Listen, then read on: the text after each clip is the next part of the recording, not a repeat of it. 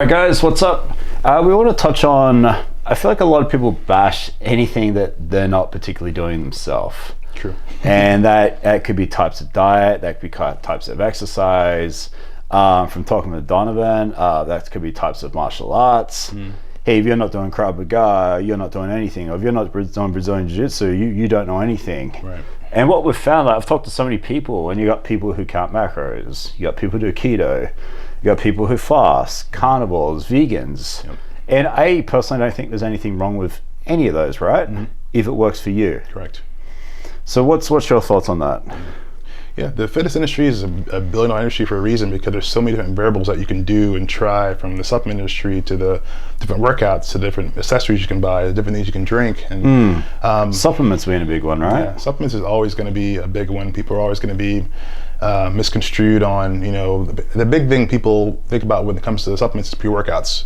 I need a pre-workout supplement to allow me to work out better, and you'll always have people bash pre-workouts and saying that they don't do anything at all, it's a placebo. Where you have people who actually train day in, day out because of the pre-workout that they're using. So for someone who's been taking a pre-workout for the last 18 months, and that's allowed them to go from diabetic to no longer diabetic, and to actually go from being obese to actually being in shape, and they're always been on a pre-workout, and they talk about it and they swear by it, and then you have someone on social media say it's fake, it doesn't work. Placebo or not, they still got results, right? They got the results no matter what. So I don't like the idea of someone saying, hey, this protein's crap, get real food, pre-workouts don't do anything at all, it's just caffeine and grits. How is that really the case? That's interesting, right? When you have these customers coming in the store and telling me on the monthly basis how much they've actually liked the product, and they've got better workouts, and they felt better, and they slept better, and they grew better, and they lost the weight. I love BCAs. I don't know if BCAs work or not though, but I love the taste. There's no calories in it, and it allows me to drink a lot more water than I would on a regular basis. Keyword. And I love it. Yeah, and water is the most important thing. Correct. I enjoy drinking my BCA water. So even if it's simple as just hydration, I think it's worth it, right? You'll see videos. You type in BCAs on YouTube, you'll see BCAs are a waste of money. Okay, BCAs allows me to drink my gallon of water a day. So, but how quite easily and enjoyable, right? Yes, and there's no calories, so there's no. It allows me to get my sweet tooth fix in. Absolutely, right. And it allows me to get my water down to 2-in-1. So I'm not eating sweets, and I'm also drinking water. So how is BCAs a negative thing? It's so subjective, but it's very misleading when you have someone who's in great shape saying how much of a waste and BS BCAs are, or protein is, and you're sitting down drinking your BCAs and saying, and then it can be misleading to where you feel a little discouraged and like wondering what's going on. But it hasn't really been many videos out there of people to say, if you're taking BCAs and it's working and you're getting your water and you're not eating sweets, keep doing BCAs, because it's something that helps you out. Why not, it's a right? thing, Yeah. Like what's the big deal about BCAs? Whatever works for you. Yeah. Like I've done the 6 meals a day, I've done keto, I've done fasting, I've done the macros, and I'll fluctuate between. They all work. They all work if they're done properly. I've got some people who, sorry to cut you off there. No, you're good. Some people who say, I smoke a cigarette before I work out every day. Yeah. That can be like, then I'd be like, you know what, if it works for you, but just know that there's way more negative than the positive. If you look at some labs or talk to a doctor and a professional, smoking cigarettes before you work out is not quite the best thing to do, but at the same time you're working out, but So it makes me, when I was studying the personal trainer, there was a story my teacher was like, so I had a client, and he rode a certain distance to work each day. And he said to him, should I take a longer route and ride further, or should I do it in a faster period of time? What's more beneficial? Teacher was like, stop smoking.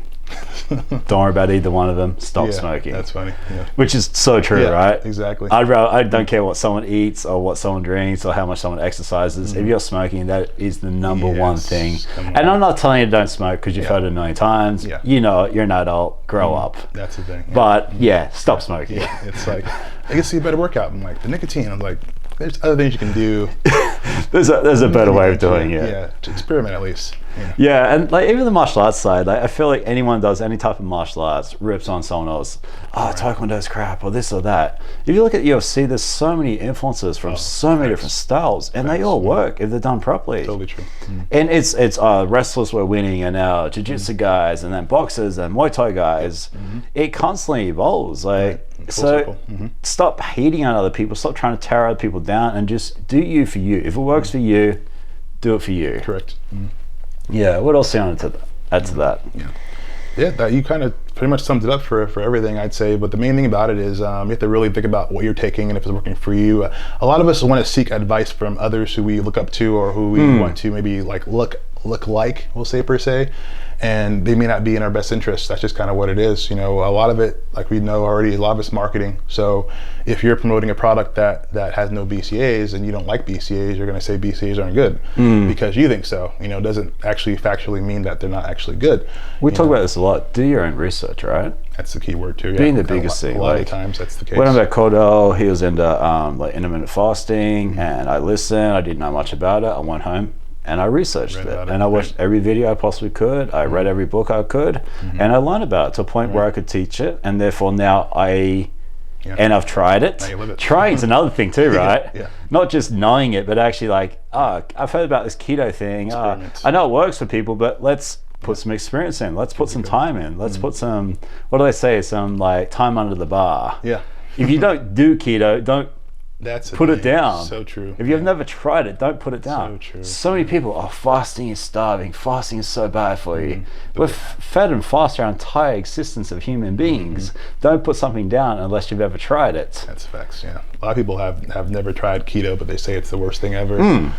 Same thing with supplements, you know. Some people have never even used a whey protein before, nor do they know what protein's made up of and all the benefits of protein. They just know it's not natural. So they'll say, hey, eat actual food, protein's bullshit or whatnot. So it's that's the main thing about it. Most people who are saying negative things about a lot of products, half the time they haven't even tried it themselves. Or it's the opposite, where they take creatine, like, oh my god, creatine is the best thing in the world. This will get you any place you need to go. Exactly. And it can go the other way, right? If you don't take your protein powder, your BCAAs, your creatine, you're not going anywhere. Very, very, very true. Yeah. And we're